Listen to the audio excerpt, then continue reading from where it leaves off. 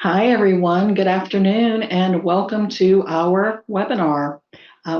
First of all, I want to make sure that you all can hear me. So someone could just pop in the Q&A, a yes or a thumbs up or something to let us know that we are being heard. That would be amazing.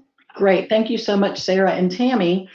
And we are on a brand new platform today. This is our first event on this platform. So hopefully we have the kinks worked out. But in any event, if we don't, and there are any little glitches, we want to just thank you for your patience in advance. But I think we've got it here. So I am Beth Thompson. I'm the VP of Market Strategy and Legal Evangelism here at Actionstep.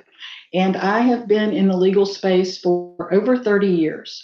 So you can imagine that I have heard we've always done it this way just a few times over the years.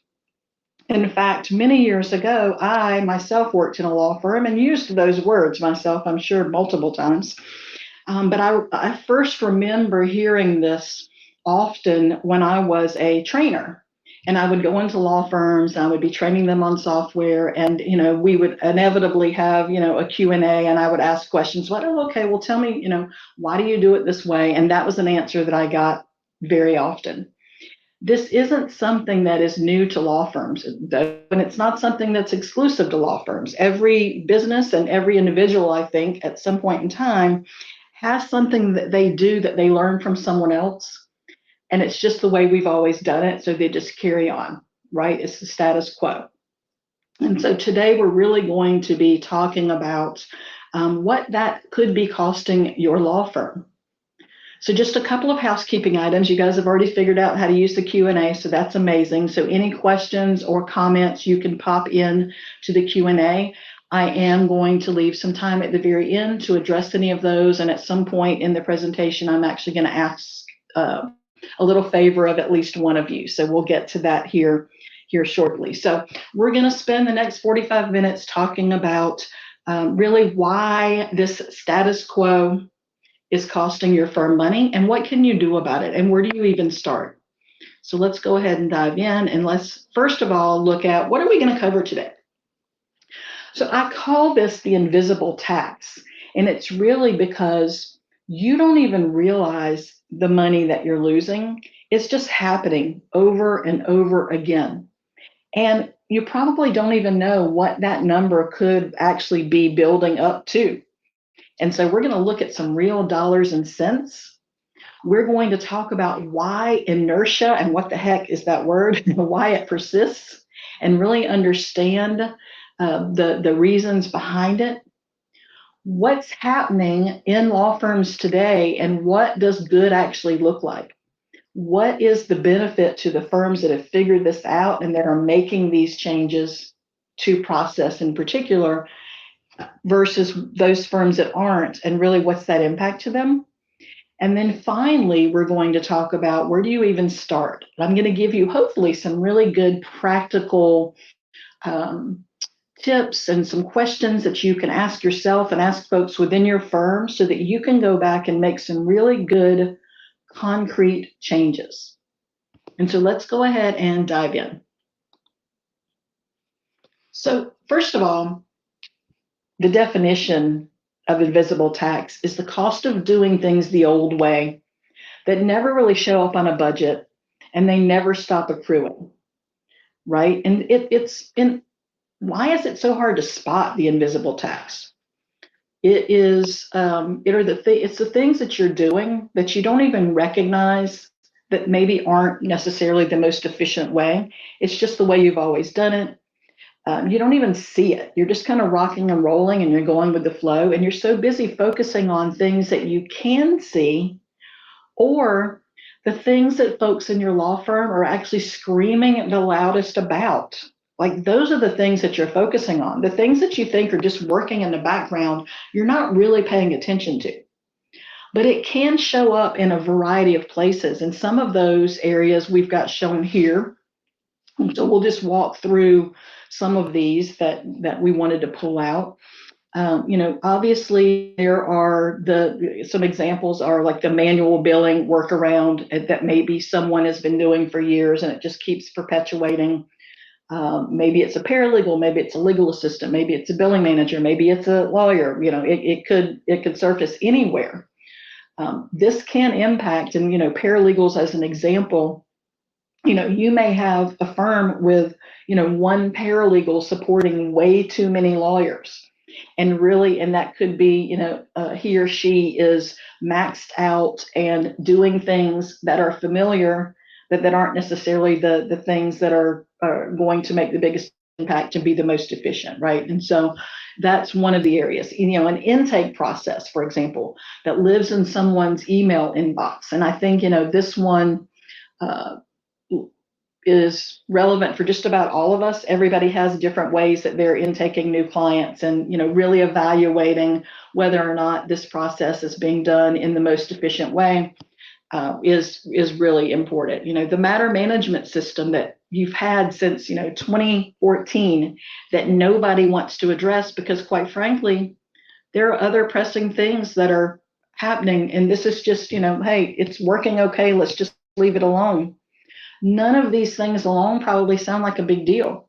But when you start adding up lots of different things that are happening within the firm, then they do become a big deal, and they do carry a price. And it's just, because it's distributed across time and people, and oftentimes it's kind of an invisible friction, it doesn't get addressed. And so you're just really bleeding money. You're losing money, you're bleeding money, however you want to describe it. It's not something that shows up on the books because it's not something anybody's tracking. Lawyer hours get absorbed by administrative tasks and things that's taking them too long, that are taking them away from billable work. You've got paralegals compensating for systems that aren't talking to each other. You certainly probably have partners that are making decisions that are without any real visibility as to what's truly happening in the firm, just kind of going on gut. Clients are getting a fragmented experience and quietly deciding whether they want to bring you their next matter. You do have employees leaving because it's just too hard to get work done. None of these things are showing up on your P&L or your reporting, but all of these things are compounding. Because I think this is so important and really where you all are going to benefit practically from this session, I wanted to take a deeper dive and share with you some more examples of manual habits that are costing your law firm. And I promise you, you are going to recognize some of them. And so what I've done is I've broken them down into 8 basic categories, and I'm just going to share with you some examples that I've seen over the years in law firms that I've worked with or that I worked for, quite frankly. And some of these you may have made improvements on. Maybe you now have technology that has improved some of these processes, but I guarantee you some of these are going to resonate with you. And these are some of the things that you're going to want to look at later and figure out, is there a better way? That doesn't mean that you're going to necessarily throw technology at the challenge. It could mean that, but it certainly means you need to flag this as something that you can improve upon. And that is going to help you be more profitable and make the time that folks are spending, whether it's timekeepers or non-billable resources as well, because their time is just as valuable. It's just seen in a different way. So let's talk about some more examples that are probably costing you money. And I know you're gonna recognize some of these. So document and file management. Manually naming and renaming and saving documents outside of a document management system or a practice management system. Maybe you've got shared drives. Maybe you don't even have shared drives at this point. Who knows? But you're not leveraging some of the capabilities that you could be using that would allow you to certainly streamline that process through auto profiling and metadata and things like that. Printing documents to redline by hand, then rescanning them and re-uploading them instead of tracking changes and using comparison tools. Now, a lot of you are probably thinking, oh, we've solved that one, but I bet you've got a few holdouts in the firm that are still doing things kind of old school or manually. emailing documents back and forth as attachments instead of using shared workspaces and version control. I know there are still a lot of documents that are floating around that are going back and forth through email, and that is just one of the most efficient ways to work there. What about manually building tables of contents and exhibit indexes for filing instead of using automation for that? Some of the timekeeping and billing processes that truly need to be revamped. Every firm has at least one culprit of this is, someone reconstructing their time from memory at the end of the day or the end of the week instead of contemporaneously or passive or using some passive time capture. There are tools, there are processes and methods to improve this, but there are still those people that are, just going to be the holdouts that are trying to recreate, their timesheet at the end of a time period. So we really want to, cut down on that. That's a big challenge, because if you don't, the chances of you losing some of that time is very, very great. Manually retyping time entries from paper notes or Outlook into a billing system. Attorneys that are handwriting narratives from scratch instead of using templates and macros for repetitive, based on matter types.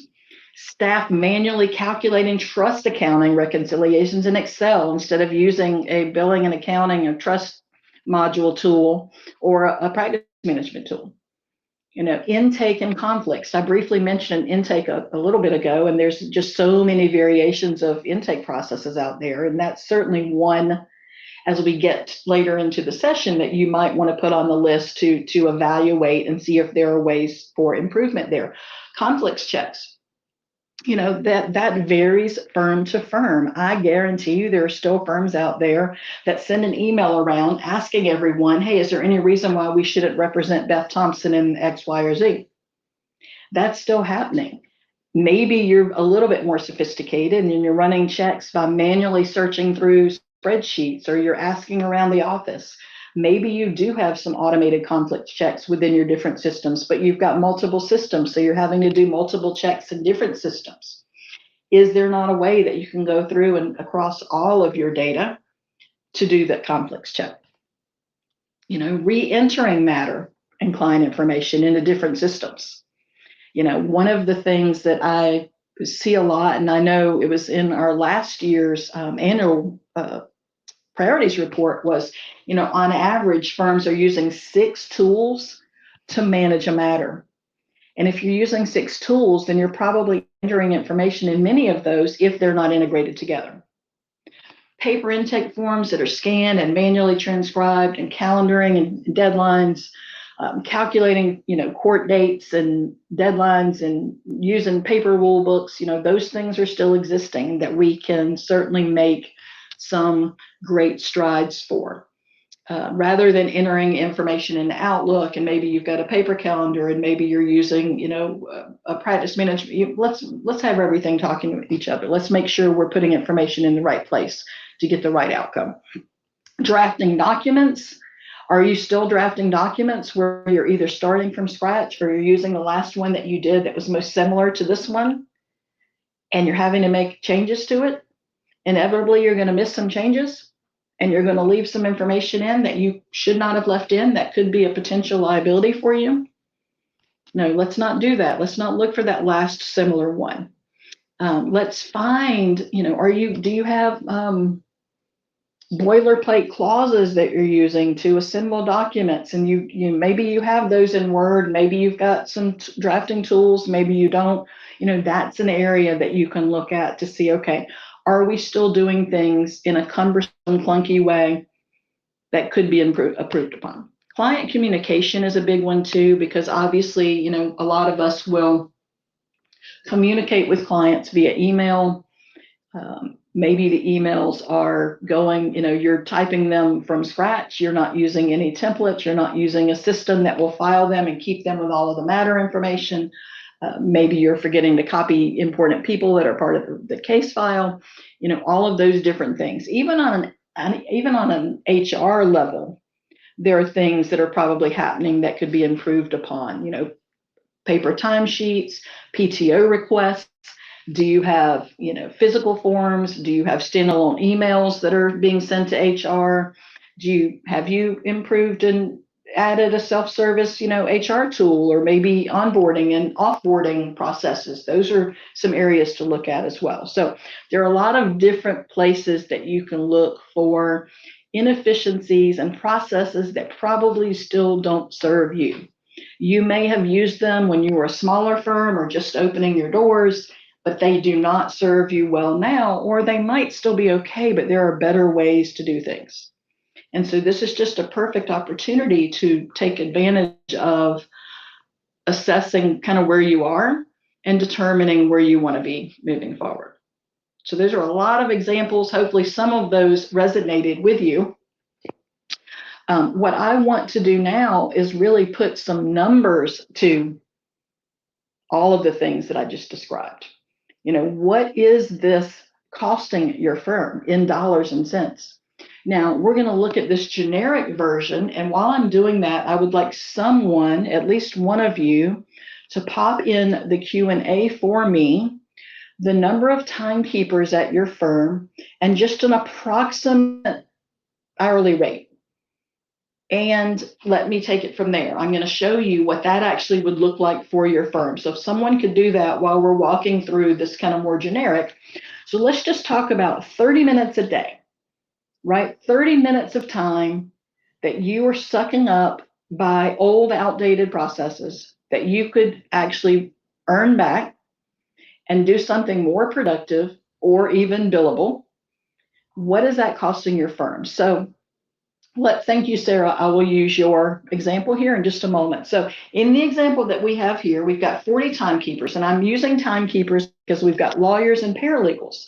A lot of time when we're talking about money spent, money savings, ROIs, all of those types of conversations, we're only factoring in the lawyers. But we need to factor in the paralegals as well when we're talking about lost revenue. But I think it's just as important, like I mentioned earlier, on the non-billable staff, so your legal assistants, your back office folks, where they're inefficient or they're using old processes that could be improved, that's costing your firm as well. They're not able to spend that time on other work. They may be getting frustrated. And at some point in time, they say, enough of this, I'm out of here. Onboarding and offboarding and hiring, all of that costs you money. So whether or not it's a billable resource or not, I think it all is applicable. So based on 40 timekeepers at 30 minutes a day, you've got 20 hours of lost capacity every single day in this law firm. That is over 5,000 hours that don't appear anywhere. That's just time that just got flushed down the toilet. That actually turns into over $1.4 million. That's a lot of money. So what I'm going to do here, because I'm going to share a different screen with you to use my calculator. I'm going to use 30 timekeepers at 1 hour a day. So I'm just going to, for just 1 second, stop sharing this screen. Hello, you get to see my face again really large here. And I'm going to move over to this calculator of mine. Hopefully everyone sees this calculator. It should pop up here. Okay. And I'm going to use Sarah's example. We're going to say 30. Okay, hold on. My Bluetooth decided to, and at 1 hour, that's actually $2.1 million over the course of a year in Sarah's law firm that is potentially being lost because we aren't improving the way that we get our work done. So I'm going to stop sharing again really quickly here. You get to see my face again. I'm going to go back. And here we are. We should be right back to where we started. So think about, what processes in your firm, and we're going to dig in a little bit more on this here in a few minutes, are likely costing you the most money. I mean, one of the examples from earlier was, somebody that has a billing workaround, but it probably takes longer. There's a better way to do it, but this is just the way that this person had started doing it. And, somebody new comes in and they get trained, and guess what? They're getting trained on Sally's way of doing things because Sally's training Beth. And so these things have a way of just continuing to perpetuate. So why doesn't it change? If the firm could see the cost, why does status quo keep winning? It's actually not a people problem. It's more of a structural problem because the firms don't challenge the status quo because they never did really build in conditions to do it. There aren't any, in most firms, I should say, there aren't really many operational audits. People aren't, stopping twice a year to say, okay, let's stop. Let's make sure we're doing everything the most efficient way that we can. People aren't doing that because guess what? Nobody's accountable for it. They're not accountable for the outcomes. There aren't really any benchmarks internally to be able to know whether you're or not you're actually performing well. So good enough never really gets questioned. Well, without conditions to challenge, the firm's just absorbing these costs because they can't see them, which means they can't report them, which also means that you can't address it. I agree with you, Natalie. Tracking lost time is a manual process. So the status quo becomes self-perpetuating. And then there's the second piece of it, really, which I think is a lot harder. And that is, the knowledge concentration risk, because here's the thing. You have firms that have operational knowledge that is very concentrated. And this isn't really even a mid-market challenge necessarily. This is an every size law firm challenge. You've got a few people that know certain things that nobody else knows. You've got one person over here that knows the billing workaround and whether or not it really works. You've got an administrator who's doing manual conflict checks, and you've got different people that know different things. And if they were to walk out the door, there goes that knowledge with them, and then no one else knows how to do it. Even if the way that they're doing it isn't the best way, it's a way that it gets done. And you don't necessarily know that until really there's somebody that's leaving and you're like, we're in trouble.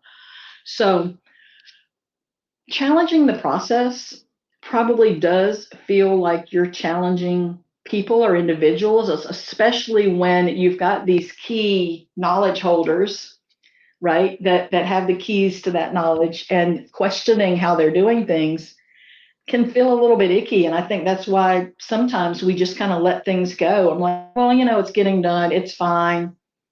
There may be a better way, but it's really okay. They don't want to tackle it because it is uncomfortable. So they don't say anything. And when they don't say anything, they don't do anything.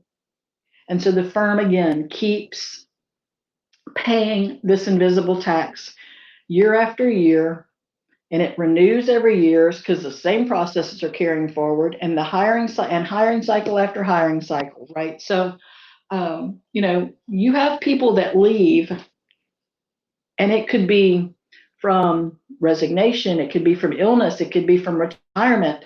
We've got to stabilize the processes back up, the operational infrastructure of your law firm so that it is individual proof and it is manual process proof, right? We do need to figure out the best way to take these processes and make them more efficient, because it's not just an efficiency risk, because that's actually a business continuity risk. And firms that are investing in operations are actually tracking all of this. And the difference between the firms that have started to recognize this and make improvements and actually build a solid operational infrastructure are the ones that are doing really well. And the ones that aren't, all of this process inefficiency that's costing you money is compounding. It's compounding on a regular basis. In fact, it's probably costing you $6,000 a day, according to the example that I used earlier. Or in Sarah's case, as I'm looking over here at my other screen, $9,000 a day. That was an hour's worth of just manual processes that are just eating up your time. It adds up. So what does good look like? We're going to go through that now because I think, it's really important to understand not only what does good look like, but what does it do for you, right? I'm looking at my watch here. We're still in good shape. Okay. So what does good look like? This isn't really a future state prediction. This is something that's happening right now. And, you go to conferences, you look at what people are talking about on LinkedIn. Everyone is talking about AI is a good example, right? Without a really solid infrastructure, which comes from solid operations, it's really hard to build an AI strategy or implement AI tools because you're building it on top of a not so solid foundation, right? And so the firms that are operationally sound are the ones that can bring in AI tools and that without blowing up how they're delivering service to clients or how their employees are working or feeling. You're bringing in the right tools and you're leveraging the right people with them because you have a sound foundation. Scalability is also really important. When your firm needs to grow, you want to do that in a way that's organic, but that's also intentional and strategic so that you can scale your headcount on purpose, not because someone's drowning or someone left the firm. You're in this kind of panic hiring mode, right? When you scale deliberately and not reactively, it's because you've got this operational foundation, and the way that you're doing that obviously is because you're doing the right things, right? And we keep talking about that over and over again. The client experience is consistent and it's measurable because it doesn't depend on which paralegal or which legal assistant picked up the phone. The experience that your clients has is consistent no matter what, because everybody is working from the same playbook, from the same processes, from that same operational structure. It's not going to vary depending on who they get. Think about, Chick-fil-A. Every time you go to Chick-fil-A, you're getting the same experience. At least that's been my experience over the years in the different locations. Same recipes, everybody's operating from the same playbook and has the same operational model. Makes a difference. They're able to build capacity, which compounds, and that makes everything a lot easier because you're making one improvement at a time. On the other side, where firms are still running on habit or manual processes, or it's the way that we've always done it, right? It is impacting you negatively, potentially. There's that potential. I'm not saying everybody who's running manual processes is failing, but you're not going to be doing as well as you could be doing. Let's look at it that way. So on the other side, we've got AI adoption that is blocked. I mean, gosh, we're all talking about AI all day, every day, or we're curious about it, or we're reading about it and we're excited and we want to jump into it. But then we keep hearing these horror stories about, okay, we added AI and it's not really doing what we thought it would. First of all, you've got to figure out, where do you need it most? How are you going to benefit from it? Do we have the infrastructure in place? Or are we just going to sit it on top of a bunch of chaos? That's what's going to happen if you don't have your ducks in a row. Growth dependency is really important because you can't grow properly if you don't know what you need exactly and what gaps or holes you need to fill. What are the skill sets that you need to be adding within your firm? It's not just a numbers game. You're not just adding people to add people. You're not just replacing people to replace people. I guarantee you, if you're replacing someone that's been with the firm for quite some time, you're probably reevaluating, or at least you should reevaluate the skill set and expertise that the next person will bring? Do you have the same needs that you had when you hired the person that you're replacing? Because I think that's, certainly an important question to address. We already talked about the client experience and how that can vary depending on who they're working with. And obviously, having that consistency is going to help everyone. And also it's going to allow your employees to know, if they're doing a good job, they're all doing if they're doing the same type of work, right? I should preface that. It's like, is everybody doing it the best way? And is everybody doing it the same way within the firm? So that if you're working with, we've got a practice group and you've got, 5 lawyers working together, a paralegal or 2, and some legal assistants, every client that's being worked with is getting the same level of experience, level of communication, level of expertise, et cetera. So that's really important. And then honestly, the next part is just not falling behind. Like, you might be standing still. You might not be standing still. If you're not, you're falling behind, and you don't want that. You want to make sure that you're, delivering the best possible service you can to your clients. And in order to do that, you need to really be looking at all of this foundational stuff. So this is all well and good, but what can you do about it? What can you do about it now? What can you do about it in the coming weeks? But also, what can you do today, this afternoon? So here's where we can start. I mentioned at the beginning of the session that we were going to have a little worksheet at the back, the workbook at the end, that you can start evaluating what's your status quo? What are all the areas that you could improve? And so here are 4 questions. You don't have to answer them right now. If anybody does know the answer and wants to pop them in the Q&A, that's great.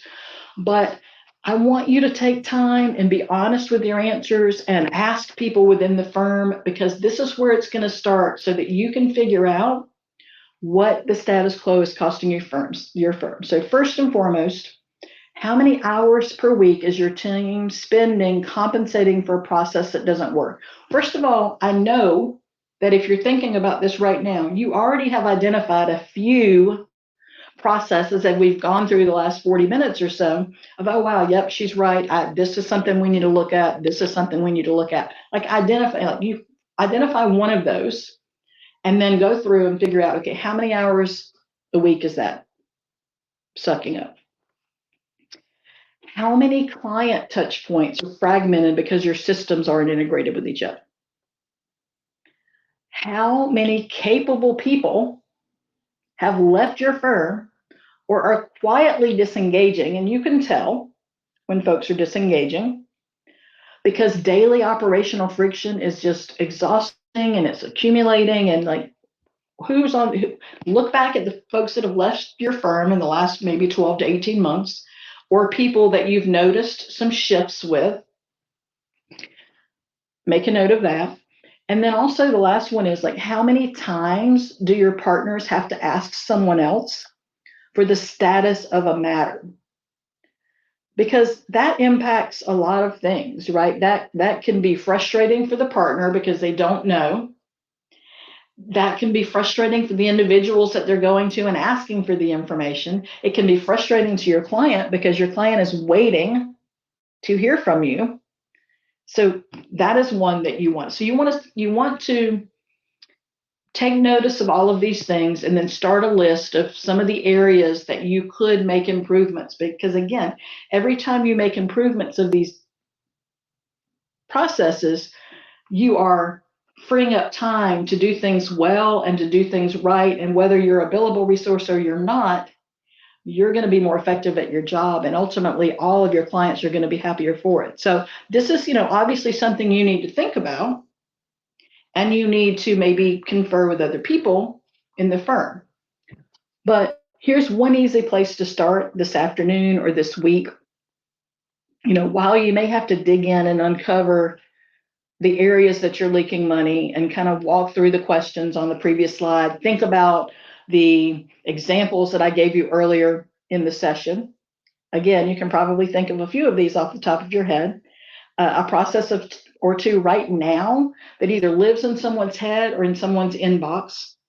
And I want you to walk through the 3 steps here on the slide. First of all, pick a process, right? If you've come up with a little list, try to think of the one that you think is going to have the most impact. Not a system, not a department, one process that's probably not the most efficient, that's been manually passed along. Time it. How long does it actually take from start to finish? Okay, document that. Count how many people have to touch it before it's done. All right, do we have too many people involved? Do we have the right people involved? Is this process no longer serving us? Maybe we don't even need to be doing this step anymore, but we just keep doing it because that's the way we've always done it. And then stress test it. What breaks when the person who owns it is out? On sick leave, on maternity leave, on paternity leave, on vacation. Any number of reasons why people are out of the office. If something truly lives with another individual, and you can probably think about the last time that happened. Oh, well, we've got to wait for Beth to get back because she's the only one that knows how to do this. Or oh, I'm not quite sure. I need to confirm that with Beth. If you've got some of those scenarios, then those are the scenarios that you need to start with. And as you start chipping away at these processes, you're going to start seeing where you can make improvements. And you think back to the cost in the calculator and what impacts that you can have to the firm. So as we wrap up here, I want to leave you with this. The firms that are going to thrive and pull ahead in the next decade, and I say decade because I truly believe it's a longer tail. I saw a colleague who had shared on LinkedIn about this session, and I think the person might have mentioned, 2 years ahead. I really think it's way longer than 2 years, but 2 years is a great start. It's certainly not tomorrow. The ones that are going to be thriving and pulling ahead are not the firms that have had their shingles up and the doors open for the longest.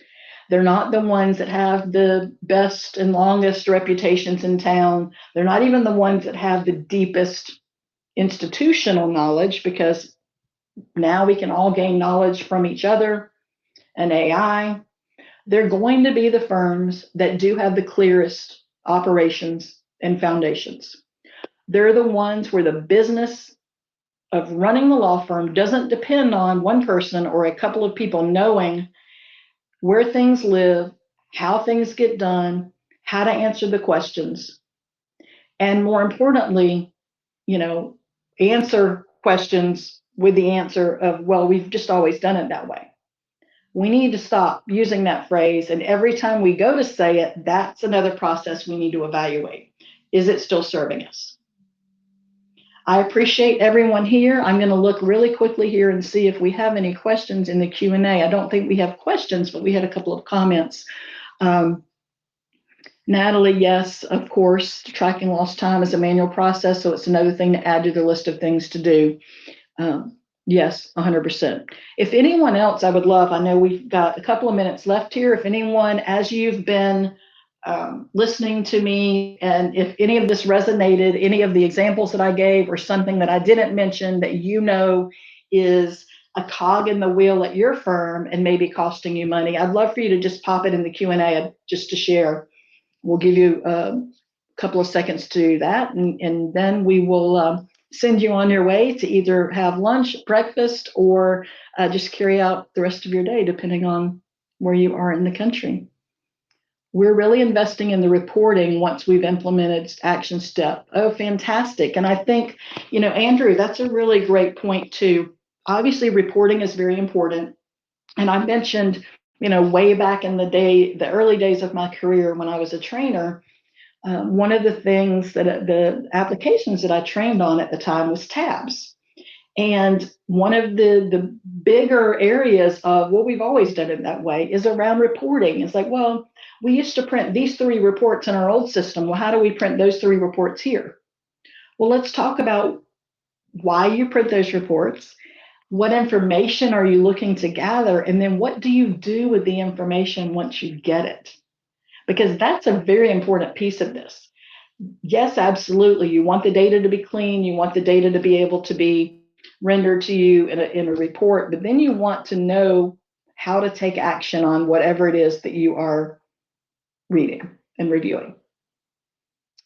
So much of this is seen in generations we are working across.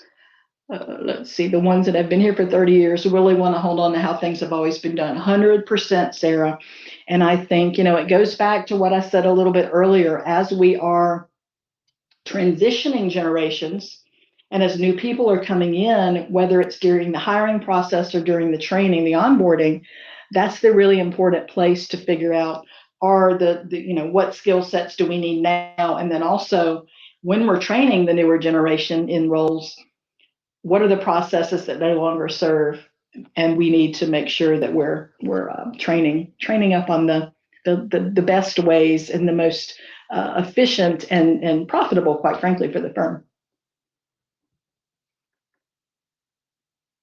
Awesome. All right. Well, I think we are just about at time here. I really appreciate all of you joining today. You will be receiving a copy of this presentation, and we can share with you the worksheet, and we can try to also, if you're interested in, giving you potentially a copy of this little calculator so that you can run the numbers for yourselves too. So thank you so much, and everyone have a fantastic rest of your day.